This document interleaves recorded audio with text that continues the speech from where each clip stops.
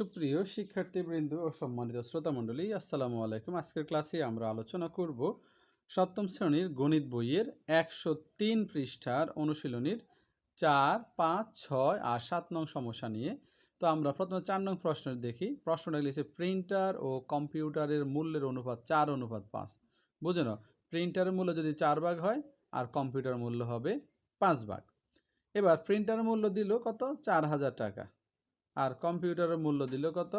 নাই, প্রিন্টারের মূল্য হচ্ছে ৪০,০০০ টাকা। তাহলে কম্পিউটারের মূল্যটা কত আমাদেরকে প্রথমে বের করতে হবে।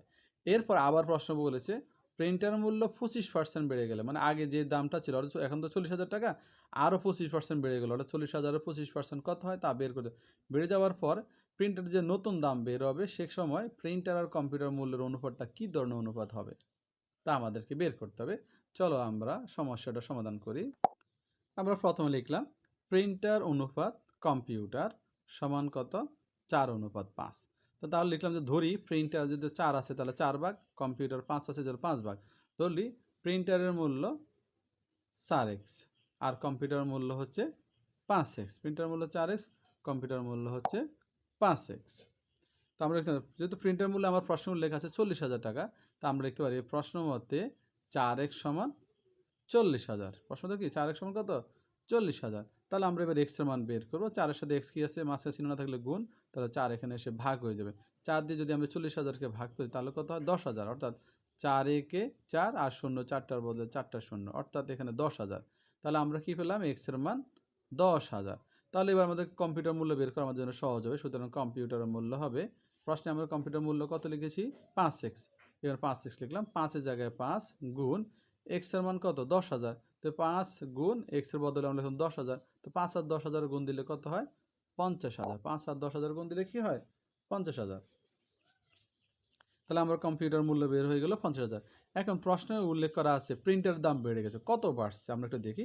প্রিন্টারের দাম বাড়ে 40,০০০ এর কত পার্সেন্ট? 25% বেড়েছে। তো আগের দাম ছিল 40,০০০, তার এর কত পার্সেন্ট বাড়লো? 25%।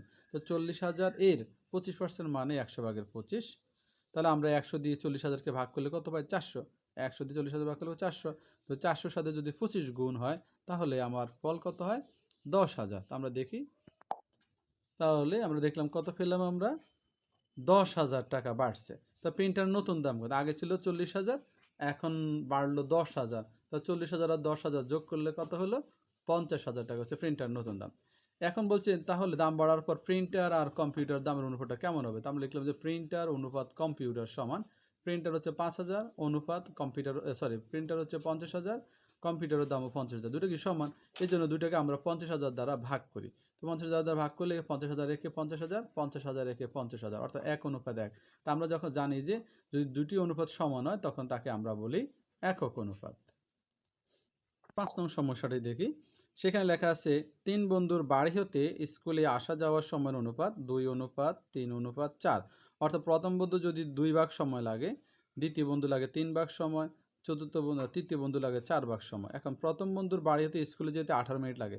তাহলে মানে 2 ভাগ সময় দেওয়া আছে 18 মিনিট। 2 ভাগে হচ্ছে 18 মিনিট, তাহলে 3 ভাগে কত মিনিট? 4 ভাগে কত মিনিট আমাকে বের করতে হবে। বাকি 2 বন্ধুর বাড়ি হতে স্কুলে যেতে কত সময় লাগে আমরা যে সহজে নিজেরা মুখে মুখে হিসাব করতে পারি। ধরো প্রথম বন্ধু যদি 2 ভাগের জন্য 18 মিনিট হয় তাহলে 1 ভাগে কত? 9 মিনিট। তো 3 ভাগে 3 নং 27, 4 ভাগে 4 নং 36 মিনিট আমরা মুখেই বের করতে পারি। তারপর আমাদেরকে গাণিতিক সমস্যাটা করে দেখাতে হবে। তা আমরা লিখলাম প্রথম বন্ধু অনুপাত দ্বিতীয় বন্ধু অনুপাত তৃতীয় বন্ধু 2:3:4। প্রথম বন্ধু ধরলাম যে তারা ধরি প্রথম বন্ধুর সময় লাগে 2 আছে যেটা 2x মিনিট, তৃতীয় বন্ধুর সময় লাগে যেহেতু 3 আছে যেটা 3x মিনিট, আর তৃতীয় বন্ধুর সময় এখানে 4 আছে এজন্য লিখব 4x মিনিট। প্রশ্ন উল্লেখ আছে দ্বিতীয় বন্ধুর সময় লাগে 18 মিনিট, সেই হিসেবে আমরা এগুলো মিনিট হিসেবে ধরলাম। প্রশ্ন মতে প্রথম বন্ধু লাগে 18 মিনিট, তার আমার প্রথম বন্ধু হলো 2x, তার মানে 2x সমান 18 মিনিট। বা x এর মান যদি বের করি 2 এখানে গুণ আছে, এদিকে আসলে কি হবে? ভাগ হয়ে যাবে। 2 দিয়ে 18 ভাগ করলে কত? 9 দুগুণে 18। তাহলে আমার x এর মান কত বের হলো? 9 মিনিট। তাহলে এবার আমরা সহজেই আমরা দ্বিতীয় বন্ধুর সময়টা বের করতে পারি। দ্বিতীয় বন্ধুর সময় লাগে কত? দ্বিতীয় বন্ধুর সময় লাগতো কত মিনিট? 3x minute. তা আমরা এখানে কি লিখলাম? 3x minute. 3 গুণ x এর মান কত? 9। তাহলে 3 নং কত? 27 মিনিট। তারপর তৃতীয় বন্ধুর সময় লাগতো, আগে দেখো তৃতীয় বন্ধুর সময় লাগতো 4x মিনিট।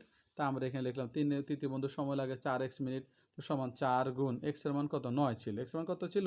9। তারপরে 9 বসালাম। 4 নং কত? 36 মিনিট। তা আমরা লিখতে বের করে হলো আমাদের সমস্যার সমাধানটা। দ্বিতীয় বন্ধুর 27 মিনিট আর তৃতীয় বন্ধুর 36 মিনিট সময় লাগে। এবার আমরা 6 নং সমস্যাটি দেখি। কোনো সমানুপাতের প্রথম, দ্বিতীয় ও চতুর্থ রাশি 9, 18, 20 হলে তৃতীয় রাশি কত? সমানুপাতের প্রথম রাশি 9, দ্বিতীয় রাশি 18, চতুর্থ রাশি 20 হলে আমার তৃতীয় রাশিটা কত তা বের করতে হবে। চলো আমরা সমস্যাটি সমাধান করি। তা আমরা লিখলাম, দেওয়া আছে প্রথম রাশি 9, দ্বিতীয় রাশি 18, তৃতীয় রাশি তৃতীয় রাশি দেওয়া হয় না, চতুর্থ রাশি হচ্ছে 20। তো ধরলাম যে তৃতীয় রাশি হচ্ছে আমার এক্স। তা আমরা জানি সমানুপাতে একটা সূত্র আছে। সূত্র হচ্ছে আমরা জানি দ্বিতীয় রাশি গুণ তৃতীয় রাশি সমান প্রথম রাশি গুণ চতুর্থ রাশি। তো এখন দেখো দ্বিতীয় রাশির মান আমার কত? 18। তো আমরা দ্বিতীয় রাশির বদলে 18 লিখলাম, গুণ আর তৃতীয় রাশি আমরা কত ধরছি? এক্স ধরছি, এই জন্য তৃতীয় রাশির বদলে আমরা এক্স লিখলাম। তারপরে এই সমান চিহ্নটা। এবার প্রথম রাশিটা কত? 9, এই জন্য প্রথম রাশির বদলে লিখলাম 9, মাঝখানে গুণ চিহ্ন। এরপর চতুর্থ রাশি আমরা কত ধরলাম? এখানে 20 আছে, এই জন্য 20 লিখলাম। ঠিক আছে। এবার এখানে আমরা এক্স এর সাথে 18 গুণ আছে, আমরা এক্স এর মান যদি বের করি, 18 এখানে গুণ আছে, ডান পাশে আসলে কি হয়ে যাবে? ভাগ হয়ে যাবে। অর্থাৎ 9 আর 20 এর সাথে 9 গুণ 20 এর নিচে কি ভাগ হয়ে যাবে। এখন আমরা দুটোকে যদি একটু লঘিষ্ঠ করি, কাটাকাটি করি, 9 একে 9, 9 দুগুণে 18। এবার 2 2 আর 10 এর 20 এর মধ্যে ভাগ যায়, 2 একে 2, 10 দুগুণা 20, নিচে হচ্ছে 1 আর উপরে 10 একে 10। তার মানে আমার এক্স এর মানটা কত বের হলো? 10। তার মানে হচ্ছে চতুর্থ রাশিটা আমার কত হলো? 10। আশা করি বুঝতে পেরেছো। এবার আমরা 7 নং সমস্যাটা দেখি। যদি রানার কাছে 8টি পেন্সিল ও 5টি কলম রয়েছে, অপরদিকে সজীবের কাছে 10টি কলম রয়েছে। এখন যদি রানা ও সজীবের পেন্সিল কলমের অনুপাত সমান হয়, তাহলে সজীবের কাছে কতটি পেন্সিল হয়েছে? কথাটা বুঝো। রানার কাছে 4টা পেন্সিল আর 5টা কলম আছে রানারটা। আর সজীবের কাছে 10টা কলম আর কিছু সংখ্যক পেন্সিল আছে, ওটা দেয় নাই। যদি রানা ও সজীবের পেন্সিল কলমের অনুপাত সমান হয়, রানার যে কলম পেন্সিল আছে, সজীবের যে পেন্সিল কলম আছে, কথা বুঝো। রানা আর সজীবের পেন্সিল কলমের অনুপাত, তো রানার পেন্সিল কলমের অনুপাত হচ্ছে কত? 4:5।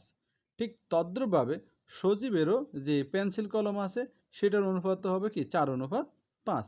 এখন আমার রানার সজীবের কলম দিচ্ছে 10টা, পেন্সিল তো দেয় নাই, তাহলে সজীবের কাছে কতগুলো পেন্সিল আছে তা আমাদেরকে বের করতে হবে। চলো আমরা সমাধান করি। তা আমরা লিখলাম, রানার কাছে থাকা পেন্সিল অনুপাত কলম কত? 4:5 আছে। পেন্সিল আছে 4টা, কলম আছে 5টা, তার মানে 4:5। তাহলে ধরি সজীবের পেন্সিল কয়টা আছে দেওয়া নাই, আমরা ধরি সজীবের পেন্সিল আছে এক্সটি। তাহলে সজীবের পেন্সিল কলমের অনুপাত কি হবে? তো সজীবের এই পেন্সিল ধরলাম আমরা এক্সটা, আর কলম হচ্ছে 10টা, তাহলে x:10।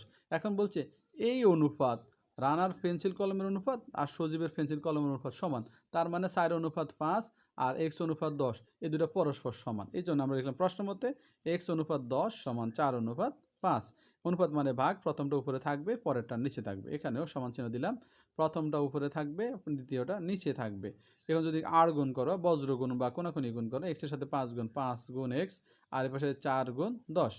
এবার আমরা ডান পাশে লিখি বা, x এর সাথে 5 গুণ আছে, তাহলে এবার ডান পাশে গেলে ভাগ হবে, অর্থাৎ 10 গুণ 4-এর নিচে চলে যাবে। এবং 5 দিয়ে আমরা 10কে ভাগ করি, 5 একে 5, 5 দুগুণে 10, নিচে 1 আর উপরে 4 দুগুণে 8, নিচে 1 লিখতে হয় না। তার মানে x মানে পেন্সিলের সংখ্যা, তার কলমের পেন্সিল, তাহলে সজীবের এটা হবে পেন্সিল। সজীবের পেন্সিল আছে কয়টি? 8টি। আশা করি বুঝতে পেরেছো। ধন্যবাদ সবাইকে। আসসালামু আলাইকুম।